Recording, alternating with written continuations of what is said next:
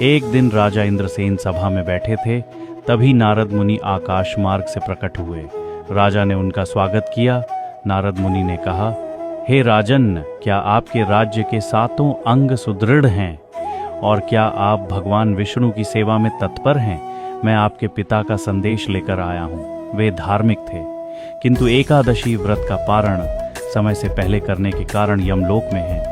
उन्होंने कहा है कि आप इंदिरा एकादशी का व्रत करें ताकि वे पाप से मुक्त होकर स्वर्ग जा सकें। राजा ने व्रत की विधि पूछी। नारद जी ने बताया, यह एकादशी अश्विन मास के कृष्ण पक्ष में आती है।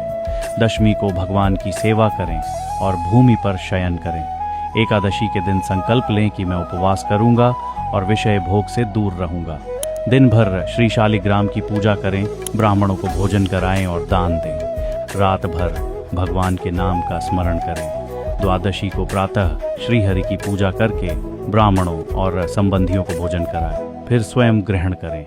इस व्रत से पूर्वज उच्च लोकों में जाते हैं। नारद मुनि ऐसा कहकर अंतर्धान हो गए। राजा इंद्रसेन ने विधिपूर्वक इंदिरा एकादशी का व्रत किया। इसके पुण्य से पुष्प वृष्टि हुई और उनके पिता यमलोक से मुक्त होकर दिव्य शरीर धारण कर गरुड़ पर आरूढ़ होकर भगवान हरि के धाम को चले गए। स्वयं राजा भी इस व्रत के प्रभाव से वैकुंठ लोक को प्राप्त हुए। हे युधिष्ठिर, ये इंदिरा एकादशी की महिमा है, जिसके पालन से राजा इंद्रसेन अपना शासन करके वैकुंठ लोक को चले गए। इस प्रकार ब्रह्म वैवर्त पुराण से इंदिरा एकादशी को महिमा का वर्णन समाप्त हुआ।